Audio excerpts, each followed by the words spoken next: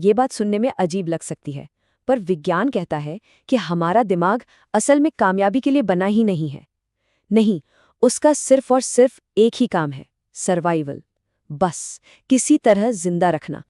तो आज हम एक ऐसे इंसान के ऑपरेटिंग सिस्टम को डिकोड करने जा रहे हैं जिसने हमारे दिमाग की इसी सर्वाइवल प्रोग्रामिंग में एक कह सकते हैं एक ग्लिच ढूंढ निकाला।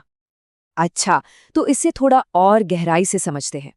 देखिए, सबसे पहले तो हमें अपने दुश्मन को समझना होगा।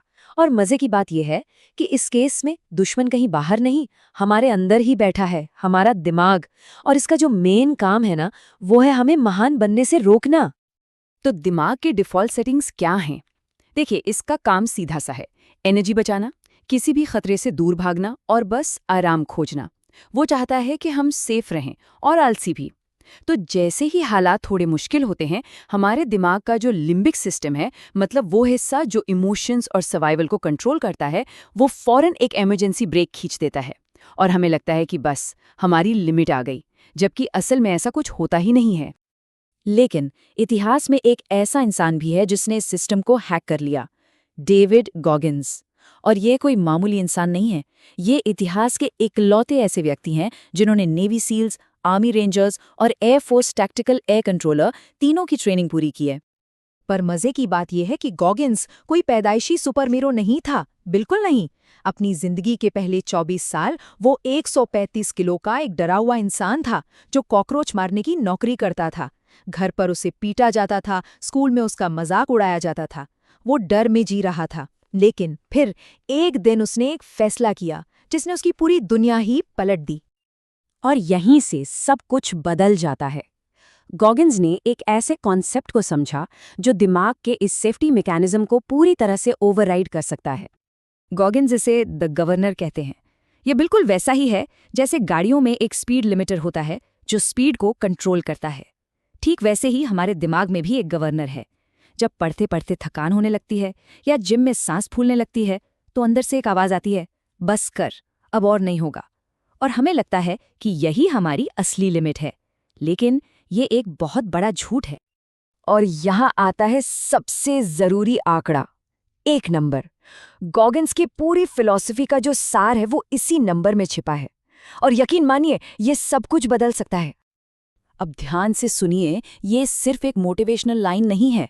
नहीं, ये एक बायोलॉजिकल सर्वाइवल इंस्टिंक्ट है। जैसे ही हम अपनी 40% एनर्जी यूज करते हैं, हमारा दिमाग पैनिक बटन दबा देता है। वो हमें दर्द, डर और बहानों से भर देता है ताकि किसी भी हालत में बाकी की 60% एनर्जी बची रहे।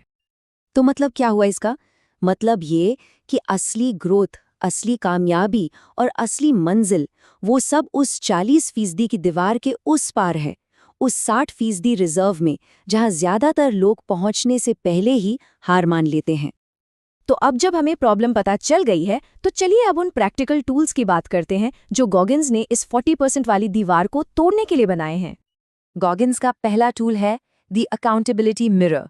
और इसका मतलब है अपने आप से बोले जाने वाले आरामदायक झूठ को छोड़ना और खुद के साथ एकदम क्रूर वाली ईमानदारी बरतना। इसका मतलब है शीशे के सामने खड़े होना और पॉजिटिव बातें नहीं बोलना। नहीं, इसका मतलब है वो सच बोलना जो अंदर तक हिला दे। अगर कोई मोटा है तो बोलना है कि हाँ, मैं मोटा हूं। अगर कोई आलसी है तो मानना है कि हाँ, मैं आलसी हूं। और फिर इस शर्म को, इस तकलीफ को फ्यूल की तरह इस्तेमाल करना है। अपने गोल्स को शीशे पर चिपकाना है और तब तक नहीं रुकना जब तक वो पूरे ना हो जाएं। दूसरा टूल है द कुकी जार। और ये एक तरह का न्यूरो हैक है जो तब काम आता है जब दिमाग पूरी तरह हार मानने वाला हो। देखिए, जब कोई मुश्किल में होता है तो सब ठीक है बोलने से काम नहीं चलता, दिमाग को सबूत चाहिए। कुकी जार दिमाग का वो फोल्डर है जहां हमारी सारी पिछली जीतें स्टोर होती हैं।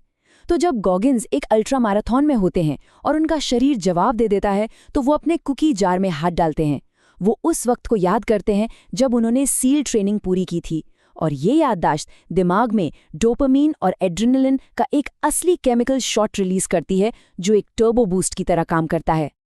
और तीसरा टूल है दिमाग को कठोर बनाना, मतलब जानबूझकर जिंदगी को और मुश्किल बनाना। ठीक वैसे ही जैसे वजन उठाने से हाथों पर गट्ठे पड़ जाते हैं और वो मजबूत हो जाते हैं। और अब तो न्यूरोसाइंस भी इस बात को मानता है। हमारे दिमाग में विल पावर का एक सेंटर होता है जिसे एएमसीसी कहते हैं, और ये उन कामों से मजबूत नहीं होता जो हमें पसंद है। ये तब मजबूत होता है जब हम वो काम करते हैं जो हम बिल्कुल नहीं करना चाहते। जब बाहर तूफान हो, पैर दुख रहे हों और मन चिल्ला रहा हो कि आज नहीं, और उसके बावजूद कोई बाहर निकल जाता है, बस उसी पल में दिमाग फिजिकली बदल रहा होता है, एएमसीसी मजबूत हो रहा होता है। तो आखिर में ये सब सिर्फ एक कहानी नहीं है, बल्कि एक सीधे से चुनाव के बारे में है। कोई सोफे पर बैठकर कल्पना कर सकता है, लेकिन ये कायनात ख्याली पुलाव पकाने वालों को इनाम नहीं देती।